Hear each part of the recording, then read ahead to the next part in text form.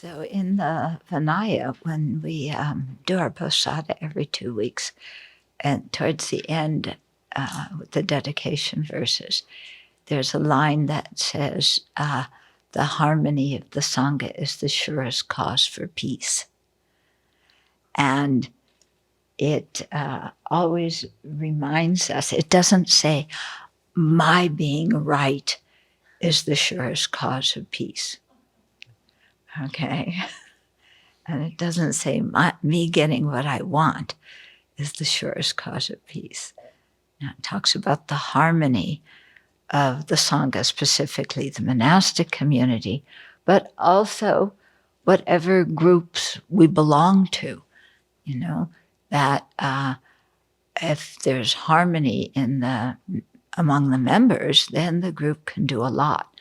I'm sure any sports team has the same thing, because if they're mad at each other and they don't get along, you're going to lose the game, So same kind of thing to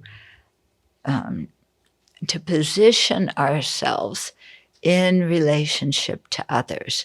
So in one way, yes, we are an individual. In another way, we are just one of countless sentient beings. So in the sense that one individual can do a lot of good or a lot of harm, we have to practice well. In the sense that there are countless living beings who want happiness and not suffering. Me getting what I want isn't really very important. That makes sense? Oh, you look disappointed. What do you mean, my getting what I want isn't of importance? Think about it.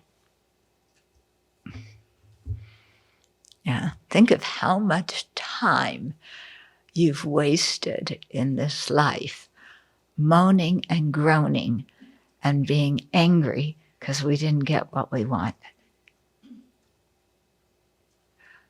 I mean, it started when we were little kids. As little kids, we were much more direct, Mommy, Daddy, you're not giving me what I want.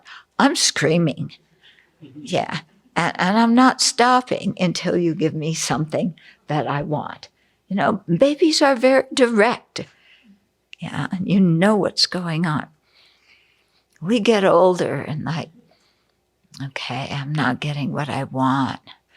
I want a pacifier. Oh, I'm sorry, I'm older now. I don't want a pacifier. I want some recognition for my achievement. Okay, so we just substitute, one of our other 8 worldly concerns for a pacifier. Okay, pacifiers? You know what a pacifier is, Geshe-la? It's one of those things that you stick in a baby's mouth so that they suck, and it often makes them calm down. It produces a sensation like they're nursing, so they calm down. So we're too big to have pacifiers, actual pacifiers, but we have substitute pacifiers. Give me a sports car, and I'll calm down. Give me the food I like. Give me the status I want, whatever it is. And you just think, how much time did we spend in our life going round and around, frustrated because we didn't get what we wanted? And then we get what we want, and it's still not good enough. Okay? Evidence of that, okay? Evidence of that. There was once a little kid, me, who loved having birthdays, and like all kids do. And I loved the birthdays, because I was the center of attention. And one time when I was quite young, my parents had a clown come, which I thought was like fantastic. And me and all my friends, we loved that clown. He had a big red nose and we all had a good time. And then that night, my birthday was over. The clown was gone. My friends were gone. So I crawled into my little kind of comfort place in my room and cried and cried and cried because it would be another year before I had a birthday. Okay, this is spoiled brat. Yeah?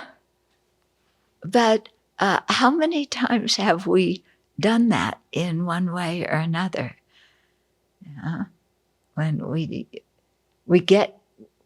don't get what we want, we cry. We get what we want, and then it ends, we cry again. Yeah? And this is samsara, the impermanence of everything, which we will get into today when we're talking about compassion.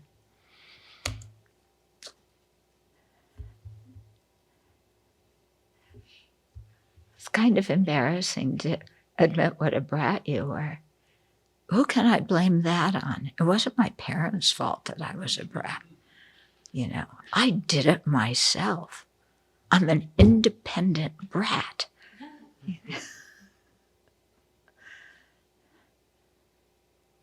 But I did enough things that people liked to, get on some people's good side sometimes.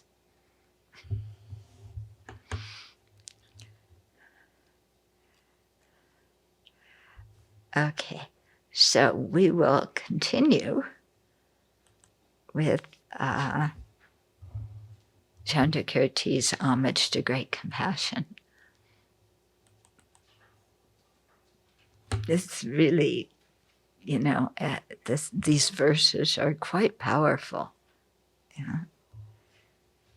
And you have to hear them many, many times, and then the meaning, each time you hear them, then the meaning goes in a little bit deeper. Okay, so just to review from yesterday, we were talking about the 3 causes of bodhisattvas. So compassion, non-dual wisdom, and bodhicitta. Okay, so we talked a little bit about compassion at the beginning, and then about the non-dual understanding. Okay, and so what that means. And so we talked specifically about the sharp faculty disciples who want to enter the Mahayana path, but before they do, they want to be sure that attaining awakening is possible. So for that, they have to be sure that eliminating ignorance is possible, because ignorance is the root of the afflictions. And for that, they have to be sure that, or have conviction that ignorance can be overcome by the realization of the opposite of ignorance. So ignorance grasps at inherent existence. The wisdom realizing emptiness holds non-inherent existence. So it's the opposite. It can overcome the ignorance. Okay, and at that point, that wisdom has the power not only to overcome the afflictions that lead to that block liberation, but also to overcome the other defilements, the cognitive obscurations that block the attainment of awakening. Okay? And then, so that's for the sharp faculty, yeah, which we all want to be, right? We all want to be sharp faculty. We don't want to be the modest faculty. Yeah. Who wants to be that? Okay. So we're so sharp faculty that we'll even skip over the realization of emptiness and go directly to the completion stage. Right. That's going to work. Okay. And then how the modest faculty disciples, there's two different statements about what they do. So some people say that they generate compassion, they realize bodhicitta, they enter the Mahayana path of accumulation, and then they gain the non-dual understanding. Okay. Other people say, no, before they enter the path of accumulation, they too have to realize emptiness. Here we're talking about an inferential realization of emptiness. And then they generate bodhicitta, and then they enter the Mahayana path of accumulation. So two different viewpoints. Okay. Now, I've always wondered about when you have texts and there's two different viewpoints or two different explanations. Because I think, well, if any of these people were highly realized, which they supposedly were because they wrote these texts, I'm talking about the commentaries that explain this, then how come they don't say the same thing? And, if they're highly realized, can't they just go into meditation and see how, for example, modest faculty disciples progress? Yeah, and if they, in their meditation with their powers, because they explain how you get all these supernormal powers, then why can't they see this and just tell us from their own experience? How would you answer that question? This is called passing the buck.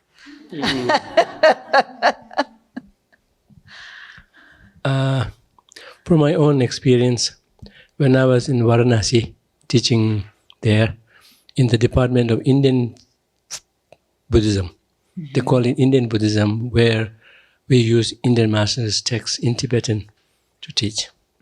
That's where everyone who takes Buddhism class comes. Whereas in the indigenous Tibetan Buddhism class, they are divided into 4 orders. So only the students belonging to that particular order attend that. So my being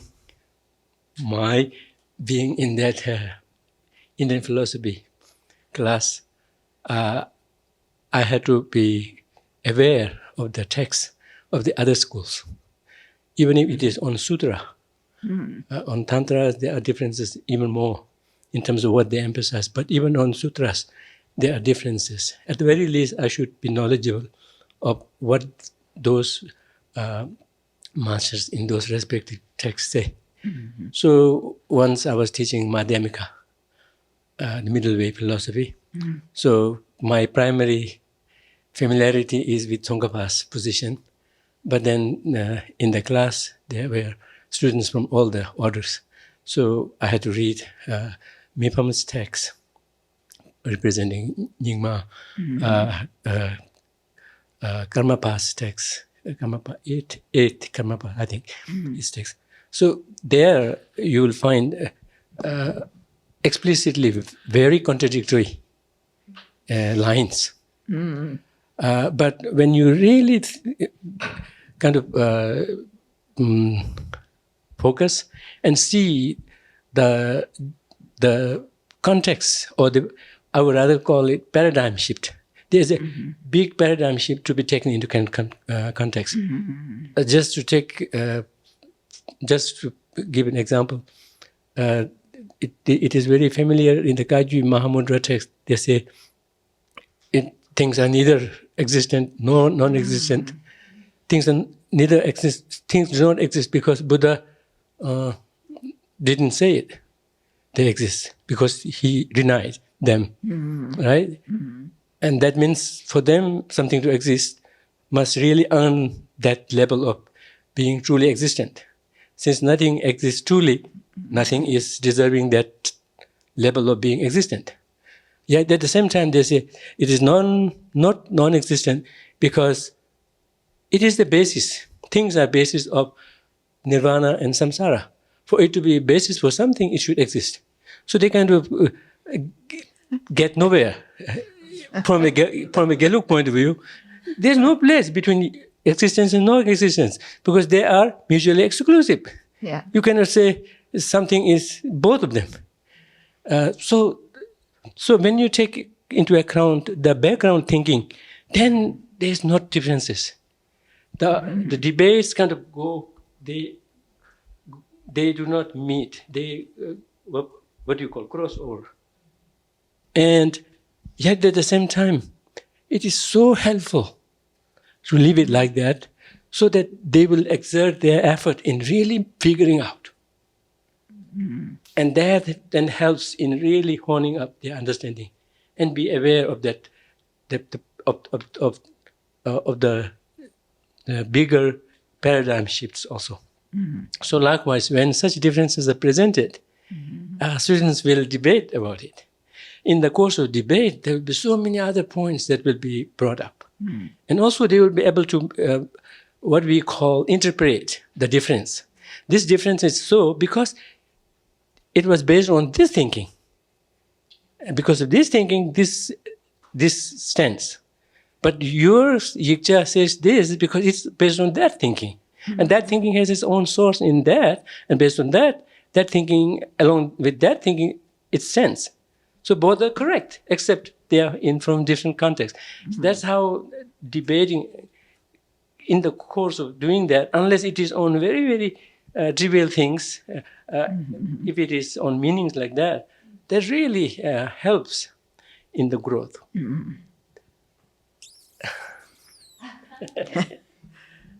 Yeah. But when you read the different positions, and one says, something happens at this stage, and another one says, no, it happens at this stage. Yeah. Yes. So in such case, I would rather assume that the sutras have not come out clear, and that there's room for opinion, but interpretation. Right. Yeah. But my point is, if these masters have the realizations, they should be able to tell us through their realizations, not through logic and reasoning. They should have some kind of direct perception. That will be a little difficult for people to accept things like this because this is what I say. It's almost saying like this, and I say this because I see, and how you see that is not apparent to others. It has to be apparent to them through their own reasonings and like that. And plus, they need to earn merit also. Yeah, every once in a while, you just want somebody to settle the argument and say, the apple's red. I saw it, the apple's red, and then we can all relax.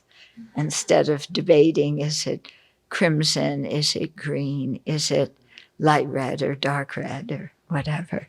But thank you, Geshe-la. That's a good answer. Okay, so now that he answered that way, don't ask me that question. You have the answer now, okay? Okay, so the whole thing about realizing emptiness before you enter the path is that it gives you incredible confidence that liberation or awakening and awakening are possible. And that confidence, that conviction that it's possible really takes you a long way. Yeah. Because if you're not sure, maybe I realize emptiness, maybe who knows what that is? Yeah, maybe I realize nothing exists. Then what? Or maybe I can't realize emptiness. Or maybe emptiness doesn't exist. I mean, there's certain certain people that say that too. Yeah. Or maybe emptiness is truly existent. Yeah, truly existent emptiness. Yeah. Huh. Anyway, yeah. So it's this really gives you the confidence and conviction to go forward in the practice. And then we also talked about Shravakas and solitary realizers also generate non-dual wisdom. So why is that wisdom explicitly mentioned as a cause of bodhisattvas? Because the Shravakas and also realize it. Yeah. Why that is mentioned specifically for bodhisattvas is because the Shravakas and solitary realizers on the one hand and bodhisattvas on the other have different aspirations. They have different intentions. Okay? And so, the non-dual wisdom is a cause, it also enables Shravakas and solitary realizers to become arhats. But that's, and it also enables bodhisattvas to become Buddhas. But the difference is, what are the other factors that accompany that wisdom?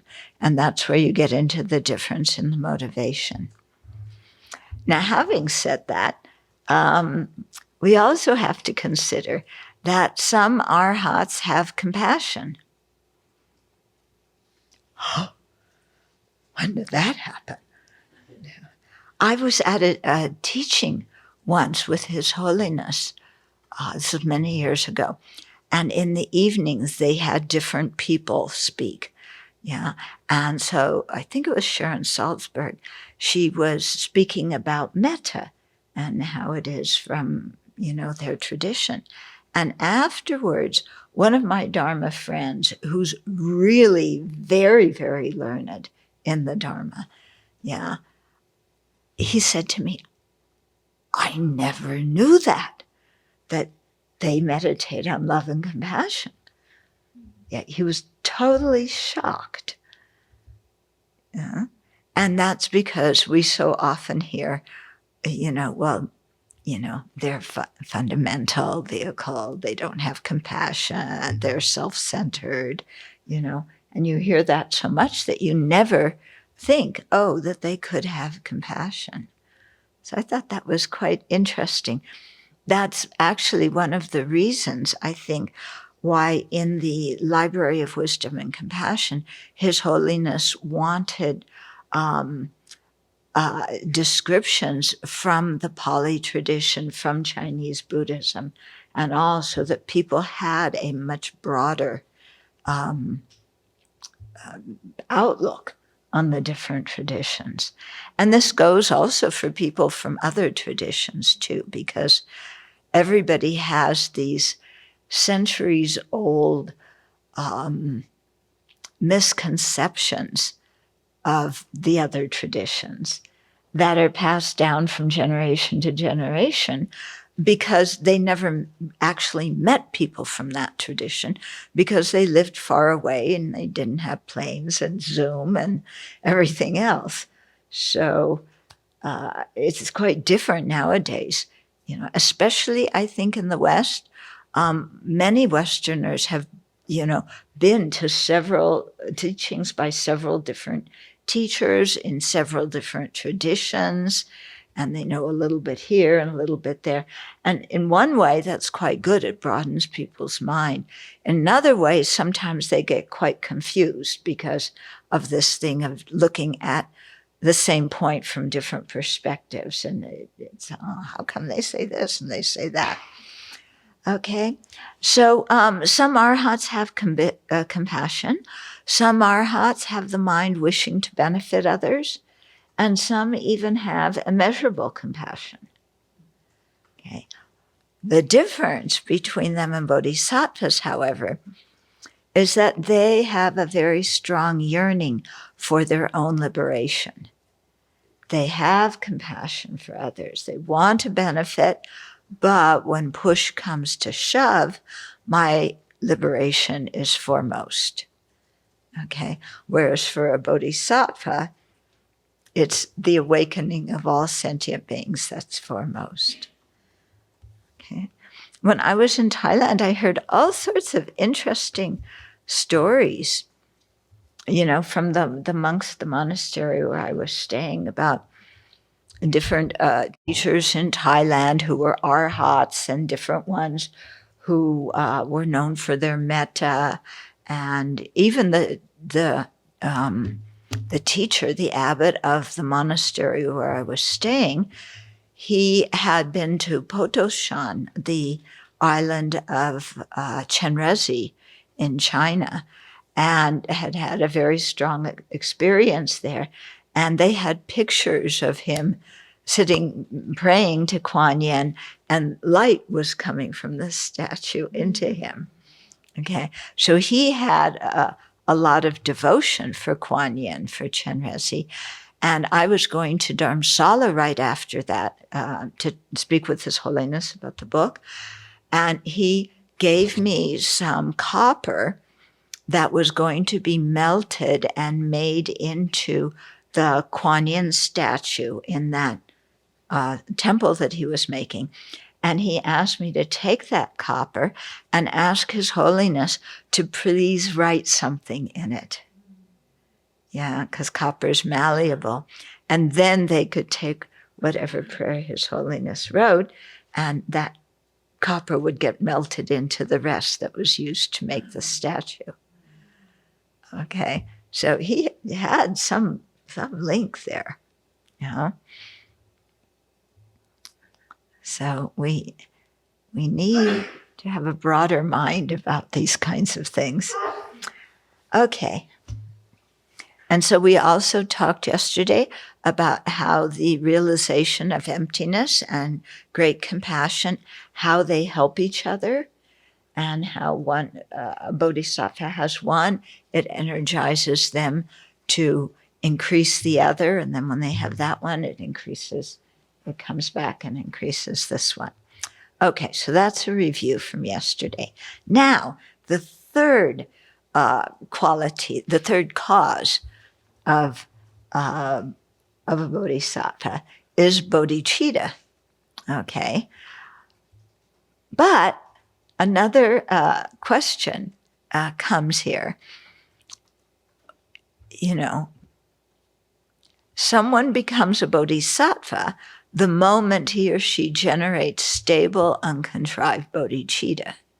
How then can the bodhicitta be a cause for the bodhisattva when it arises simultaneous with someone becoming a bodhisattva?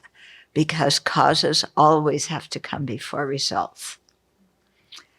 Okay, so I hope you've been thinking about this all day, and you stayed up all night, and you dreamt about, no, you didn't? Not all night? A little bit? Okay. 15 seconds. Okay. So the answer that you have been waiting for, that I don't know if any of you have thought of. Okay. Huh? It's contrived bodhicitta that comes.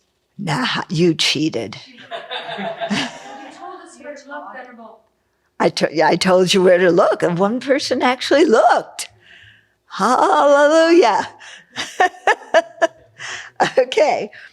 So the bodhicitta that is the cause of the bodhisattva is not full-fledged bodhicitta. It's not the spontaneous bodhicitta that arises just from seeing any sentient being. It's contrived bodhicitta, which means that you've really, you've thought about the 7 cause and effect instructions, or you've thought about equalizing and exchanging self with others. You've gone through a whole process, and you've generated some kind of correct assumption. Yeah, but it doesn't have the oomph of, even an inferential realization in terms of emptiness. Okay. And similarly, contrived bodhicitta, that's what we have when we feel like overwhelmed. I've got to get enlightened for the sake of sentient beings. And then you go have a cup of tea and, your bodhicitta is gone. Like, no, I felt that so passionately. And where did it go? Okay. I think we've all had that experience, huh? You feel something so strong in your meditation, then afterwards, bye-bye. So that means it's not the full-fledged realization. Okay, so both contrived bodhicitta and the actual uncontrived bodhicitta have the same observed object, the object that they're looking towards, which is full awakening. And they both have the same aspect. They aspire to attain full awakening. Okay? So they have the same object, they have the same aspect, but the difference between them is like the difference between eating sugar cane and the bark of the sugar cane. Okay? So this is ancient India. Everybody knew what this meant. What would be a good thing for us? Coconut? And let's have something that not everybody here is a fan of coconut.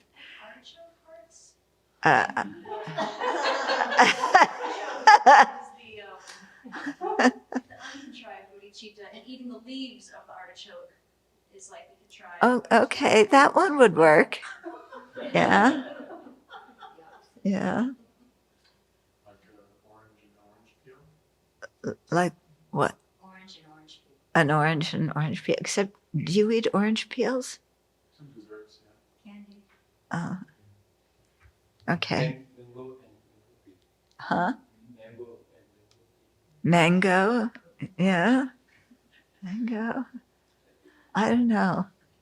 Maybe it's the difference between seeing the cover of a DVD and watching it. Except nobody watches DVDs nowadays. Okay, but you get the idea. Okay? You get the idea. So, sugarcane bark has a sweet taste, but it's not the full taste of sugarcane. Okay, so I guess artichoke leaves, you have some taste of artichokes, and when you eat the artichoke heart, then your whole mouth gets prickled. You take out the prickles. Oh, you take out the prickles.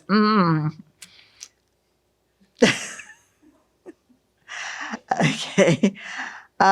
So it's not the full taste. So in the same way, the contrived bodhicitta wishes to attain awakening to benefit all sentient beings, but it lacks the actual experience of deeply wanting that. That's going to be sustained. Okay. So the bodhicitta, like sugarcane bark, is definitely going in the right direction. It's just not full-fledged in the whole thing. Okay. Yeah. Or maybe it's like going to 31 flavors and you get one of those little spoonfuls to try the taste of the ice cream versus having a double scoop cone. Something like that, okay? So you're going in the right direction, but you just don't have the whole thing. So compassion is the chief cause of bodhicitta, just like sugarcane bark, which is a cause, So compassion is like the sugarcane bark, that's the cause of bodhicitta. And then the actual bodhicitta is the cause of the bodhisattvas. So here, when it says bodhicitta is the cause of bodhisattvas, it's referring to the sugarcane bark bodhicitta. Okay. So Chandrakirti actually could have mentioned just two causes of a bodhisattva. He could have just said bodhicitta like a sugar cane and non-dual wisdom. Yeah, he could have just said two, because if you have a sugarcane bodhicitta, then you're going to have compassion. You would already have that, and you're going to have full-fledged bodhicitta soon. Okay, so he could have said those two, but he made all three because he wanted to really emphasize the importance of compassion as the root of everything good in the bodhisattva path. Okay, and so then that takes Chandrakirti into the next verse. That says, compassion alone is seen as the seed of a conquerors. Here we're going to change that to victors, no conquistadores. Of a victor's rich harvest. As water, it's the seed of the harvest, as water that nourishes it, and third, as the ripened fruit that is the source of long enjoyment.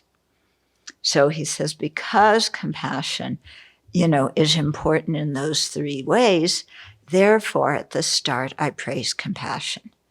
So he's emphasizing, pay attention to this, because it's important in the beginning, the middle, and the end. Okay, so here he's really pointing to great compassion as the root of the other two causes of bodhicitta. It's the root of actual bodhicitta, and it's the root of the motivation that pushes us to gain the non-dual wisdom of emptiness. That'll become clearer in a minute.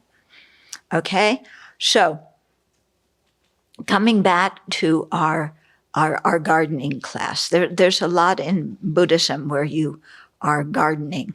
Okay, Chandrakirti likes gardening.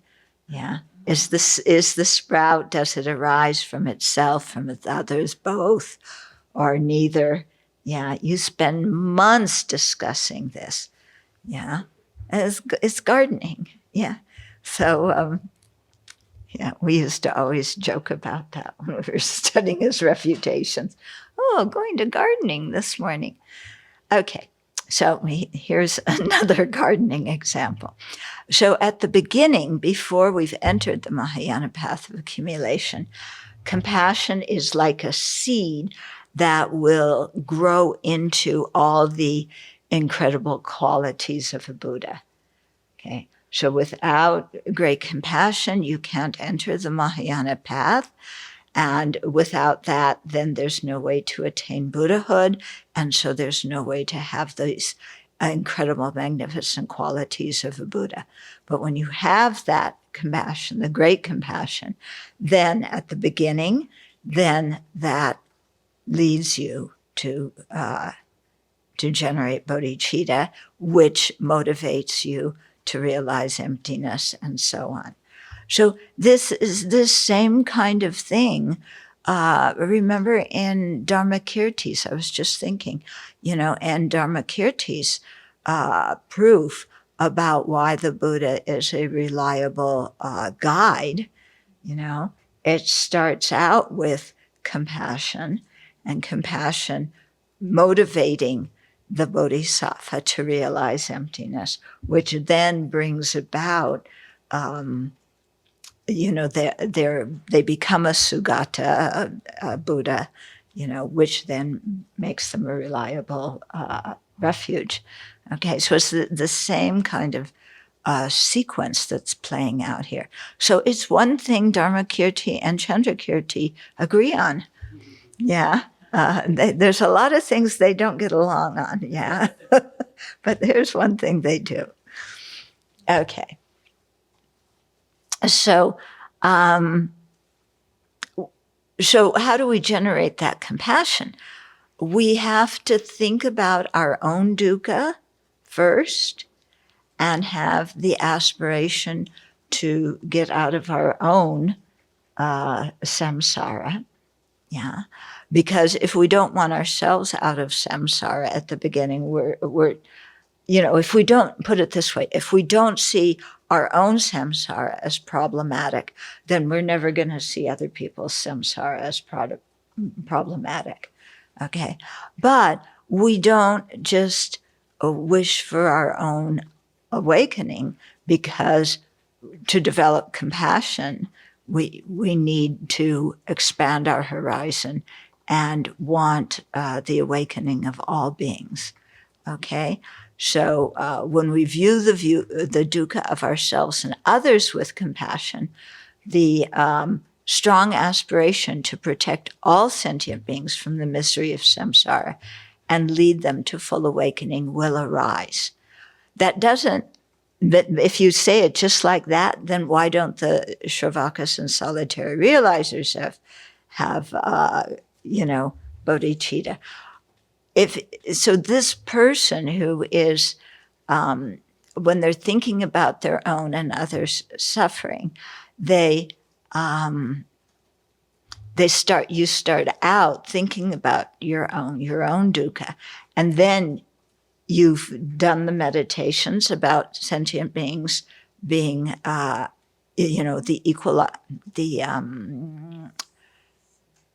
equalizing. You have the equalizing, but also the equilibrium meditation. But then especially the equalizing meditation that Shantidefa teaches, where you've thought that myself and others are equal in wanting happiness and not wanting suffering. So why should I just look out for my own? Okay, so you have that in mind, so that then when you think about your own dukkha, it leads you to think about others' dukkha as well. Okay. And so this is what leads you to bodhicitta. It's not just meditating on others' dukkha. Okay. We have to see others as kind, as lovable. Okay. If we don't, if it's like, okay, yeah, Adolf Hitler has dukkha, and that's really too bad, but I don't want to attain awakening for him. Okay, I don't want to liberate him. So we have to see sentient beings also as kind, and that means not only or not necessarily in this life, but having a big mind that sees all of our different lives and all of the different relationships we've had with others, and that in one way or another, in one lifetime or another, everybody has been kind to us. Yeah. And not just developing love for others because they've been kind to us. Yeah, that's how you develop it in the 7-point cause and effect method, okay? But in equalizing and exchanging for others, it's developing an awareness of how sentient beings are kind. It doesn't have to be their particular kindness to me as as having been my mother or something like that.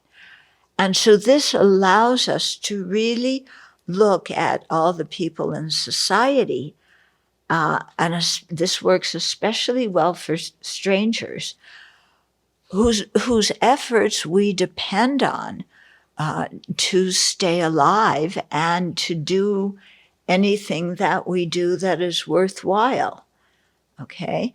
So other people, if we see sentient beings as having been our mother, okay, our mother has a motivation to benefit us in particular because we're her kid. But when you meditate in this other way, yeah, it's like, okay, all the trash collectors, they collect the trash. Yeah. We ordinarily don't think about trash collectors, or if we do, we think, oh, they're the low class or whatever it is, okay? But if you really think about trash collectors, yeah, our health depends on them. They're very important to society. They should not be seen as some kind of low class or people who are inconsequential. And, why do they get paid low wages? Yeah, because if you don't have trash collectors in a city, you're going to have, a cholera breakout or more COVID or who knows what. Okay. I was once in Tel Aviv when the trash collectors went on strike. And so all up and down this major city, outside there were huge bags of garbage. Yeah. And of course, flies. And, and the garbage just sat there because they were on strike. And it really, I thought that really woke me up. And it's like, wow, these people are responsible for the health of the whole society. Yeah. And so after that, when I came back to the States, whenever I saw the people who picked up the garbage at the place where I lived, yeah, whenever I saw them, I thanked them because I really had this feeling of, these are precious human beings who are kind. Okay, so the equalizing of self and others, it enables us to really see others are kind just because they do the job they do in society. Okay, so you have to look at your teachers as a kid, as kind when you're a kid, not as the book says, my teacher is a monster, which we were so delightfully educated on by Venerable Thubten Chodron, who read the story to us. Yeah, but the people, and I think especially like when you have to change your airline reservations or you have to do any kind of thing online, which inevitably never works right. They always say, go do this online. It's so quick. It's so fast. Doesn't work. And you wind up calling and then you are on hold for who knows how long. Yeah, this happened the night before we were flying out to Korea. Okay.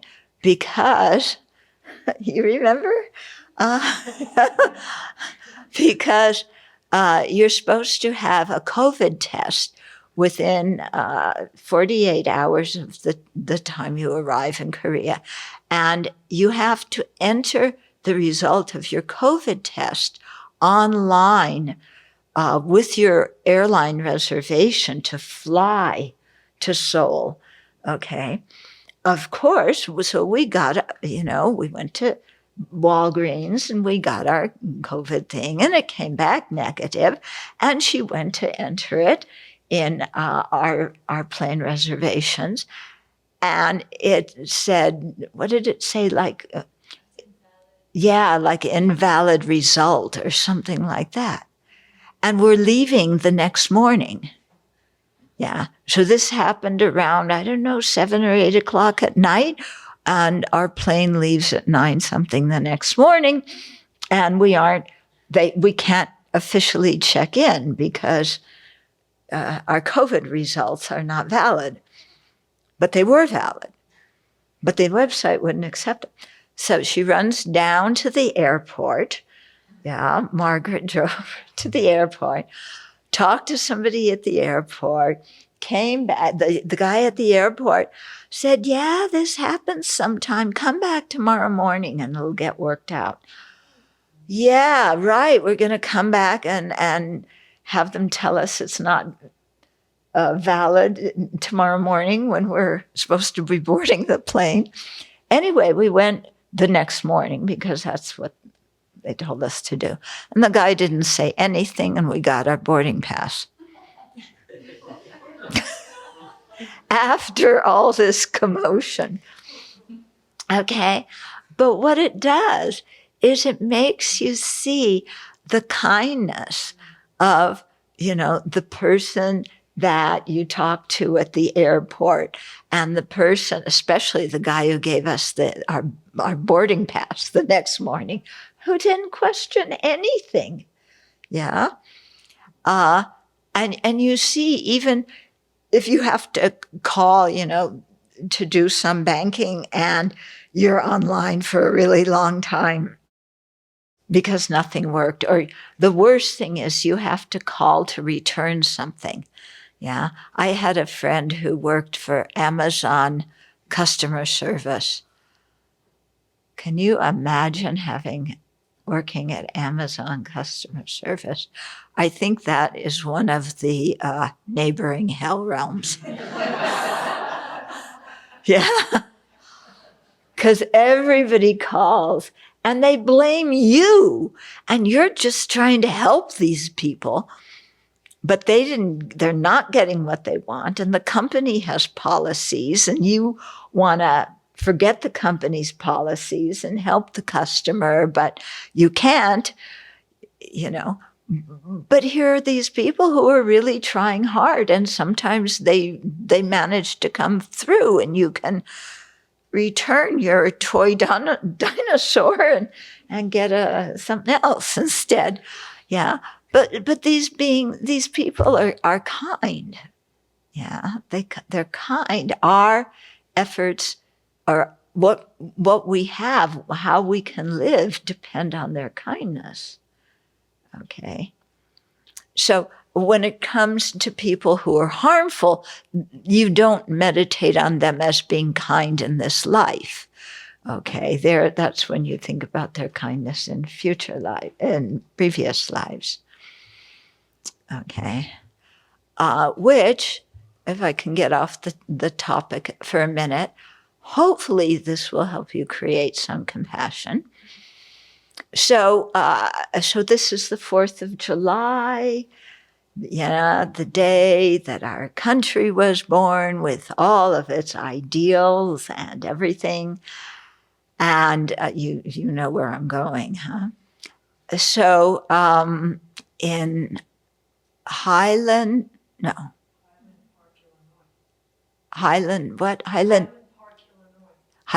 Park, Illinois. Yeah, it was Highland something. Highland Park, Illinois, which is apparently a well-to-do suburb of Chicago. They were having a town parade, and the schools were marching in the parade, and the kids and everything, and they had floats. And some guy on a rooftop with an automatic weapon started shooting at the people watching the parade. And at least 6 people were killed. Around 40 are injured. They don't really know the full impact yet, and they have not caught the guy yet. Okay, so this is celebrating, the birth of the country with its precious Second Amendment. Yeah, and I won't say anything more. But, and they say that this is about the 308th mass shooting this year in the States so far. Not even the whole year. Yeah. But we have to support the Second Amendment, right? Yeah. They thought everybody, the founders, it's just really interesting. The founders, when they were talking about this, first it was a well-armed militia, not an individual holding a gun. And second of all, the founders were thinking about muskets. They weren't thinking about AR-15s and AK-47s. They're thinking about muskets. Now, I don't know much about muskets, but I think you can't go boom, boom, boom, boom, boom, boom, boom, boom, boom, boom, right down the line. You have to kind of reload, and I don't know if you have to light it to burn the... I don't know anything about weapons, okay? This is not my expertise. But they're thinking about things like that can, it takes time to kill somebody with a musket. It's not an automatic weapon. Yet, the people on the court are treating all arms as if they were all equal. Okay, so we have to also have compassion for the people on the Supreme Court. Yeah? Who have their own legal philosophy, their own seemingly political aims. Yeah. But I'm sure if we asked Lama about them, he would give the same comment he did when we asked him about Hitler, Mao Zedong, and Stalin. And he would say, "They means well, dear." So there's a lot of people that means well that don't do well. Huh? But it's emphasizing that in their confusion, in their ignorance, in their blindness, they think they're doing something good. Yeah. So give them at least credit for that thought that they're doing something good. Although, granted, it's hard to imagine how some of those people could actually think what they were doing was good. Yeah. But, if you look at Putin, for example, okay, I like taking these people, the extreme people, as examples. I don't know, it's very helpful for my mind. Yeah, if you understand something about Russian history and Russian mentality, yeah, if you've read some of the literature and you know about the climate in Russia and what people have gone through historically, then, Putin seeing himself as similar to a czar who was going to resurrect the great Russian Empire for the benefit of the people, that you can see how that might make sense to somebody like him. Yeah. To us, yeah, we don't have the same history. So some people think that Donnie is the best thing for the country. Yeah. And they mean well. Yeah. Some people think Putin is the best thing for the country. He means well. So again, I guess it's like looking at the different yigchas, how you look at somebody, whether you see them as helpful or harmful, on just a samsaric level, that's going to be filtered through one's own way of thinking. Okay, but that is not what I intended as the topic of this. Yeah, but I think it's, it's helpful because it's examples that we're all faced with in our life, and we don't know how to see them properly with a Dharma eye and how to avoid just falling into our usual anger and so on.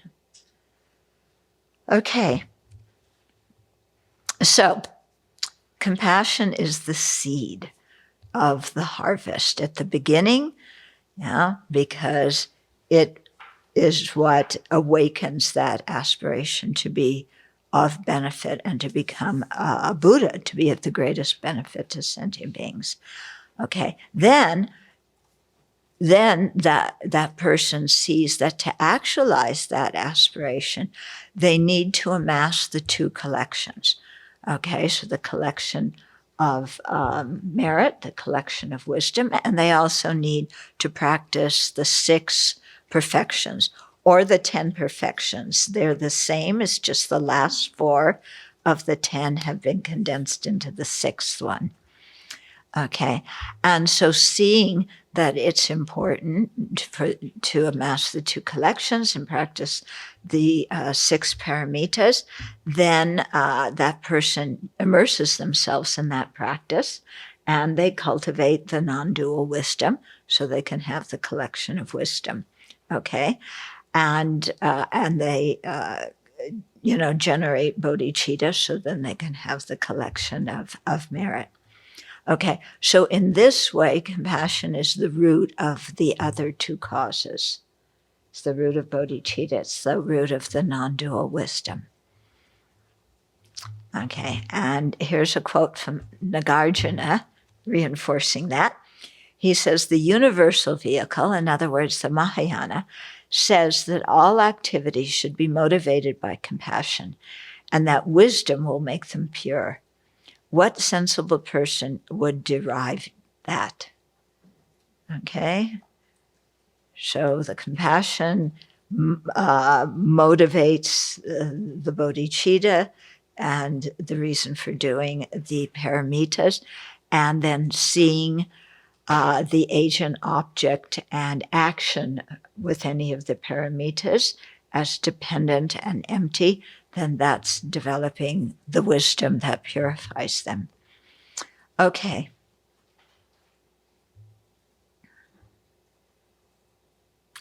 Okay, then in the middle of our practice, great compassion is likened to water, because once that seed is planted and once that seed sprouts, it needs water.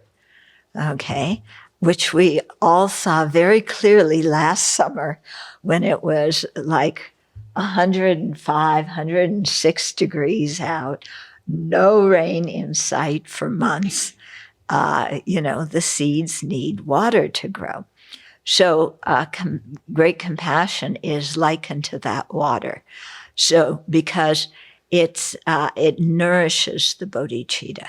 Yeah, so somebody's developed bodhicitta, but when you meditate on sentient beings' dukkha, when you meditate on their kindness, when you generate compassion for them, yeah, then that stabilizes the bodhicitta. Okay, it makes it firm, it makes it stable, and it nourishes it, which is what you need in the middle of your practice, because otherwise you may generate bodhicitta, and you have great compassion, and you're all on fire. I'm going to become a Buddha, and then you hit a speed bump, and your bodhicitta is it fizzles. Yeah. So maybe you're just on the initial part of the path of accumulation.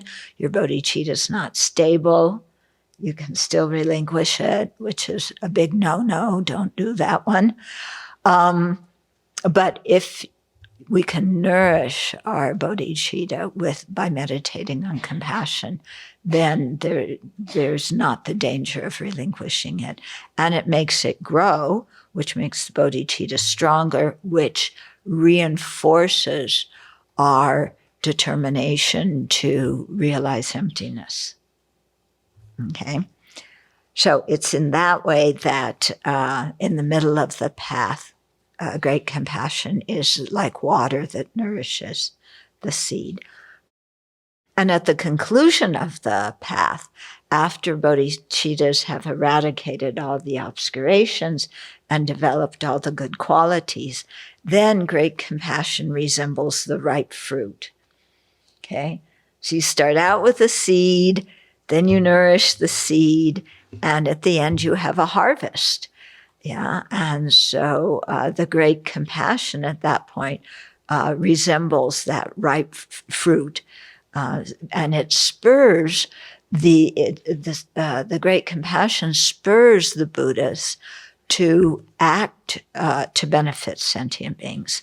Okay? So Buddhas, when they attain, well, as they're following the bodhisattva path, they're developing certain activities, and they actualize or culminate the realizations of those different enlightened activities when they attain Buddhahood.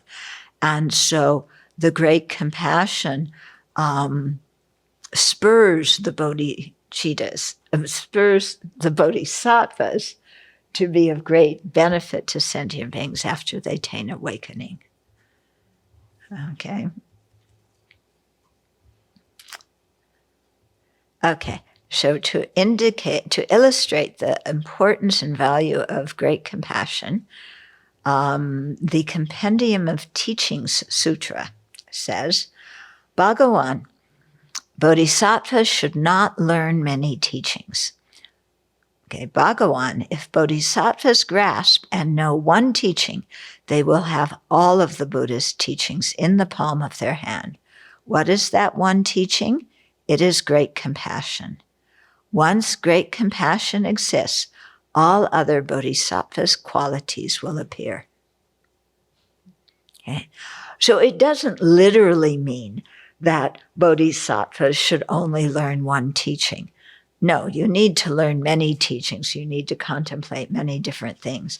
But what it's emphasizing here is the real crucial role of great compassion, and how with that it can connect all the other teachings and all the other understandings that you've gained. Okay? Okay. So that is that verse. Okay? So just to read that verse again. Compassion alone is seen as the seed of a victor's rich harvest, as the water that nourishes it, and as the ripened fruit that is the source of long enjoyment. So Buddhas are the source of long enjoyment. They can benefit sentient beings for a long time.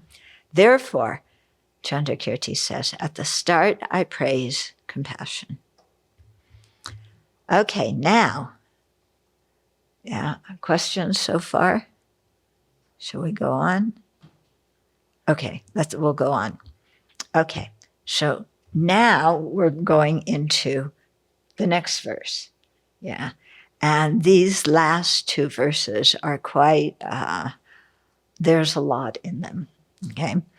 So the first one says,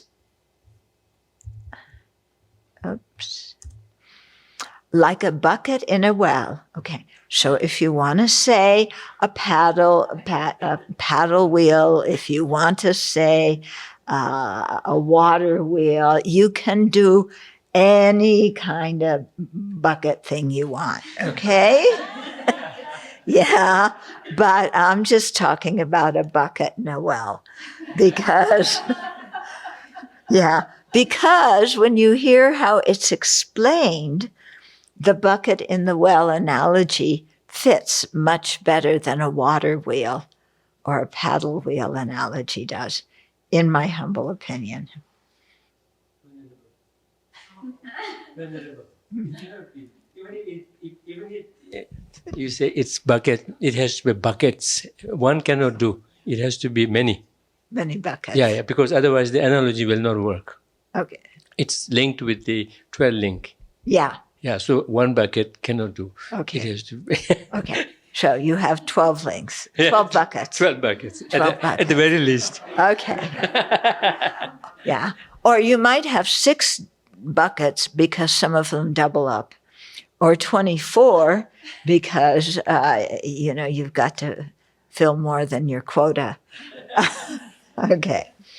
So like a bucket in a well, migrators have no autonomy. What? Did I say something? What? I'm thinking of... What? Okay.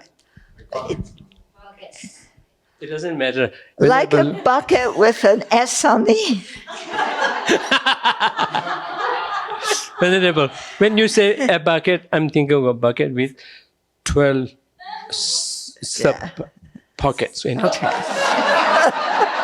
12 sub pockets lined up. Okay, It has to be lined right. up, definitely. So you see, it's one bucket with 12 little spouts or something like that. They have to be lined. Okay. Otherwise, it won't work. Yeah. Okay. So this says a bucket. I'll change it to like buckets. So do people now have buckets list? You don't have one bucket? You have a buckets list? Oh, okay. Geshe-la says yes. It must be like that. Okay. Even as Buddhists, we cannot escape having bucket list. Yeah. Yeah. But Yeah. the item list may differ. It may be different. Yeah. Yes. But we Yeah. cannot do without. My bucket list is I want to gain great compassion. Yeah. Okay. So like buckets.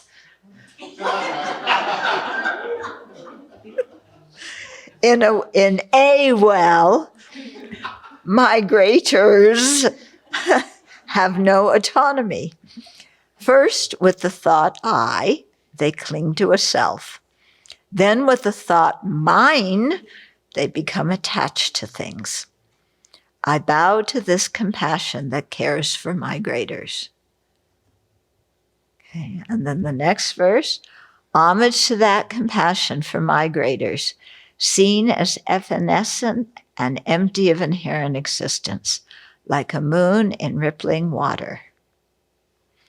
So first we'll talk about the first one, about the buckets. Okay, so, but in these two verses, Chandrakirti is paying respect to three types of compassion, okay? So the compassion that observes sentient beings, the compassion observing phenomena, and the compassion observing the unapprehendable. Okay, now somebody's going to say, well, what about the compassion like sugarcane bark? And what about the compassion on the first bhumi and the compassion on the eighth bhumi? And there's so many compassions. How come they're just mentioning three here? Okay. Well, there's different ways of speaking about compassion. Yeah. And there's different lists. And we will sometimes see the same thing on multiple lists.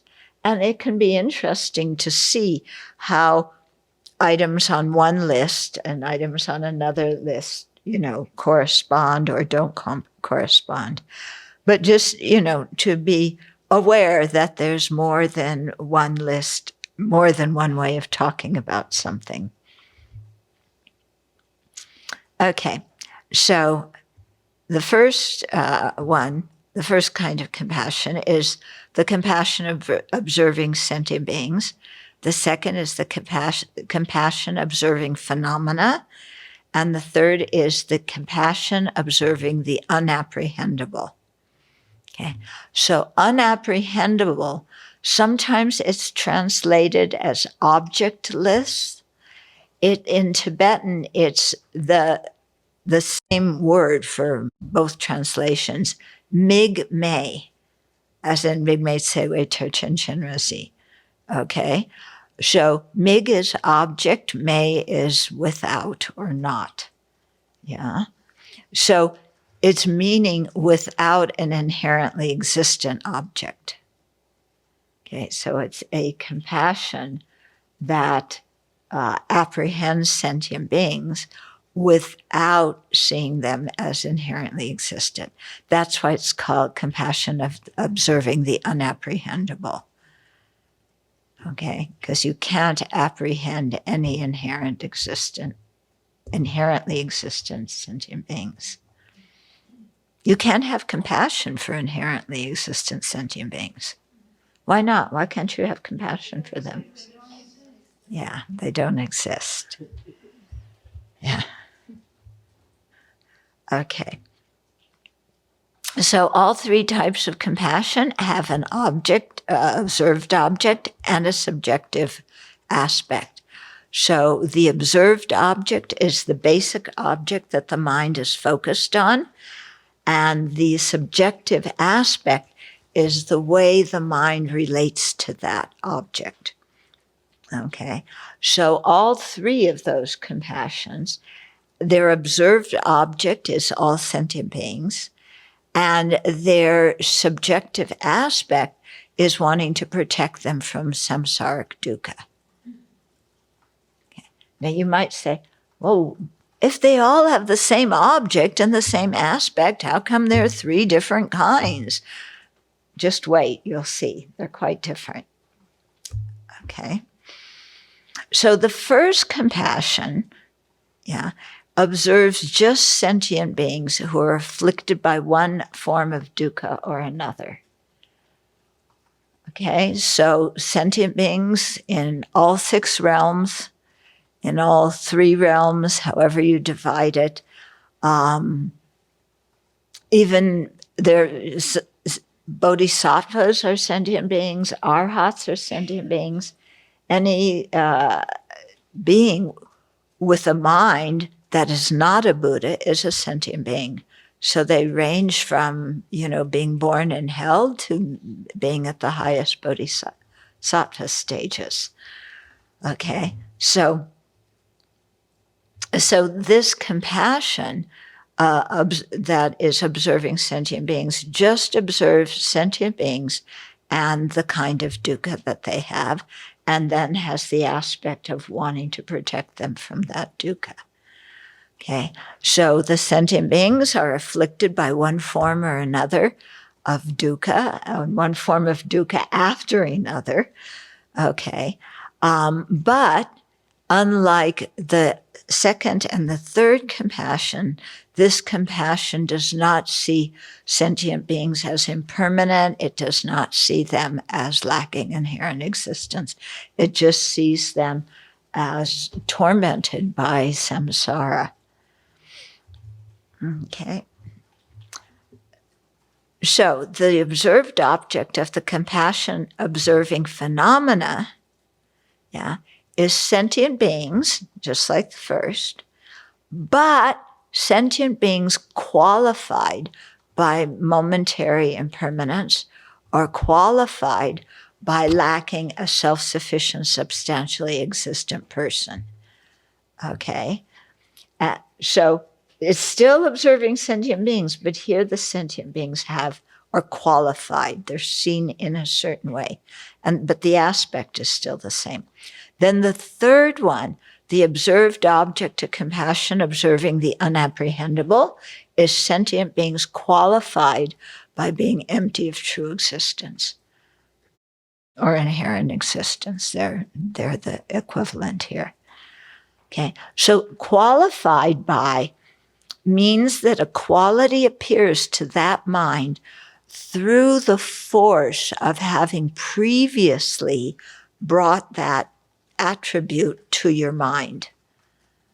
Okay, so before the second kind of compassion, observing sentient beings as observing phenomena, before that second compassion can arise, we must first ascertain that sentient beings are momentarily impermanent.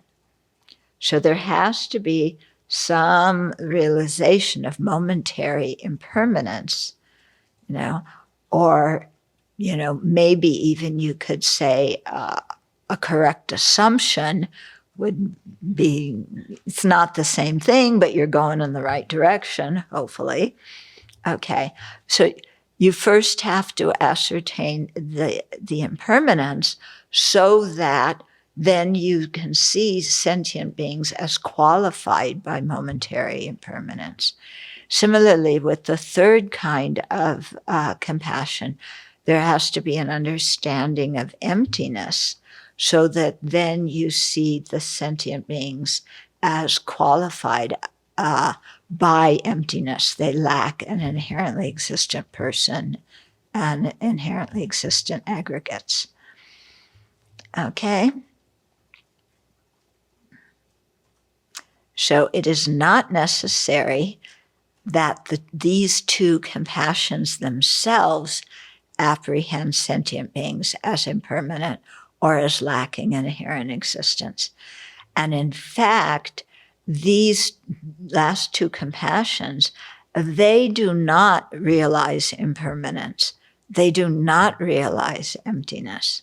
You've had those realizations before, and then when you look at sentient beings, the effect of that understanding from before is still there in your mind, so that then when you see sentient beings, you see them as momentarily impermanent. Or with the third compassion, you see them as empty, because before you've had that understanding. Those of you who've been attending Jeffrey's class, we've gone through this several times, yeah? Okay. So different people have different ways of explaining this, but this seems to be at least one of the official ways. Yeah. Yeah. Some people say, well, it's, it sees one thing as explicit and another as implicit. But those of you from Jeffrey's class remember that when Tsongkhapa initially gave the list to Gyaltsab Day, there were 5 possibilities. But later when Tsongkhapa himself thought about these various ways of explaining how this works, he only came up with, I think it was 3. Yeah. And then he refuted. Yeah, refute. Okay. Anyway, we'll get into that. Okay. So when it says, it is not necessary that these two compassions themselves apprehend sentient beings as impermanent or as lacking inherent existence. The appearance of these attributes, in other words, impermanence and emptiness, to the compassionate mind is due to the attributes having been previously ascertained when you've meditated on impermanence or on emptiness.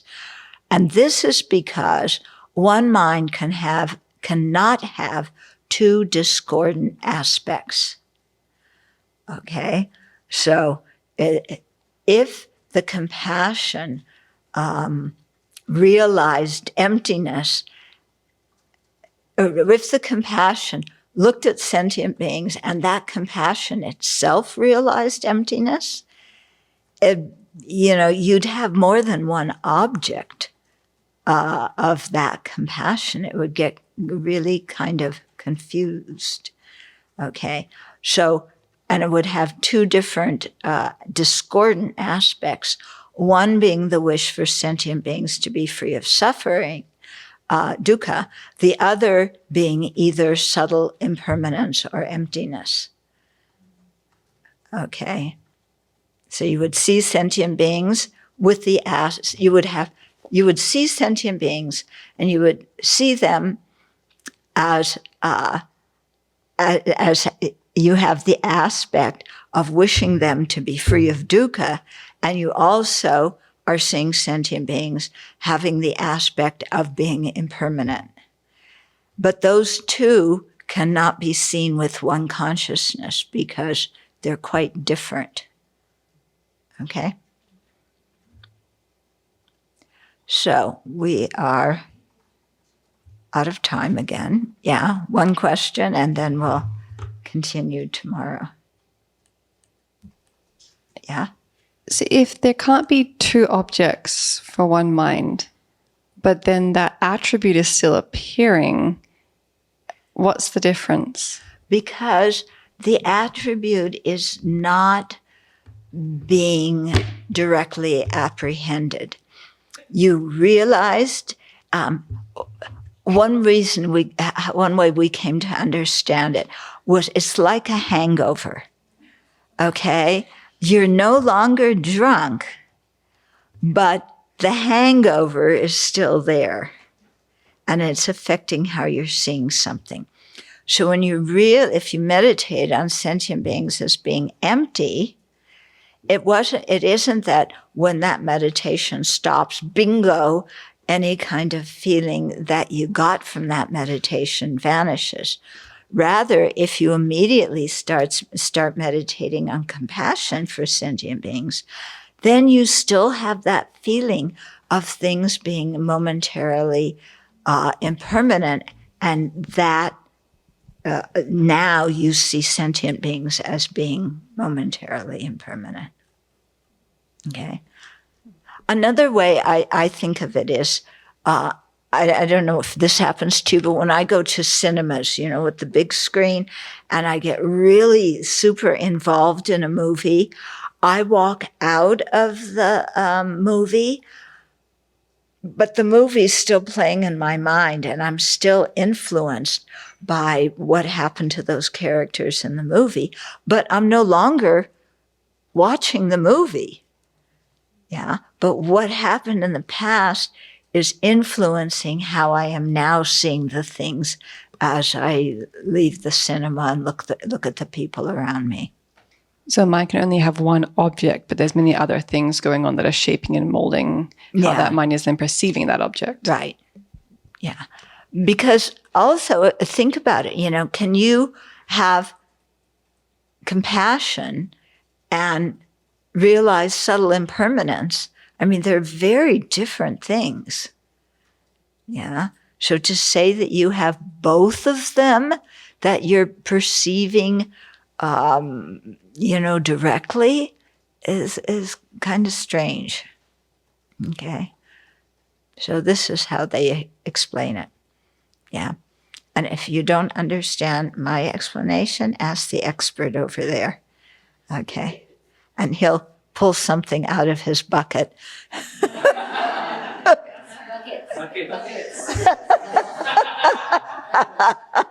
Buckets, and without will, even bucket will not be. Oh. Because buckets couldn't be moving along the wheel, through the wheel. So Venerable, even changing it into buckets, but no mention of will is not complete. But what about a rope? Can't a rope connect the buckets? She sent me a picture of an Indian paddle wheel. I don't know how that's going to work. It has to have will. Otherwise, pulling it, it will be very difficult. But if you...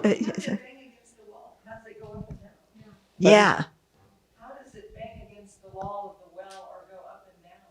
If it's attached to a wheel. Oh, yeah.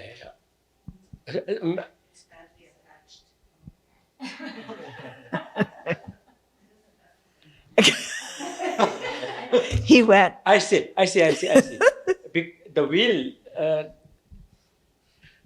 The wheel could be any kind of wheel. Yes. In the picture that you are seeing, where you have difficulty bringing in the banging idea with that kind of a makeup, is the big wheel. But right now here, it could be a small wheel there, which is only capable of letting the rope pass by, but the rope itself is filled with, tied with many buckets. And then when they are pulled, and they kind of go around, and they release the water, and then, something like that. Something like that. But that, then every pull, there's a bang there. I see them all as attached to the same rope, because then you pull one, it's a pulley, it pulls one bucket up and the other one goes down. So you can explain it with a rope without a wheel. The wheel has to be there so that the rope will move. Otherwise, it will be very difficult. A pulley. The wheel here is the pulley. Oh, the wheel is the pulley? Yeah. Oh, Pulley. That's not a wheel. That's like some... Yeah. That's the reason why I was saying wheel could be big and small. What about those things in mining, where it's like just you're against the wall, the machine's going right through the mountain. It's just like that machine that has all the buckets and it's grinding through the mountain. Yeah, except this is a water wheel. Ross water. It's not a mountain wheel. Anyway, okay. We are over time. Okay. So I need to mark this not with yellow.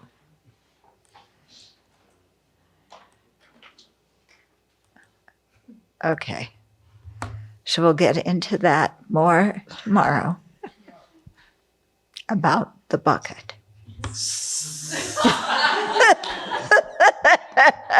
Who's hissing?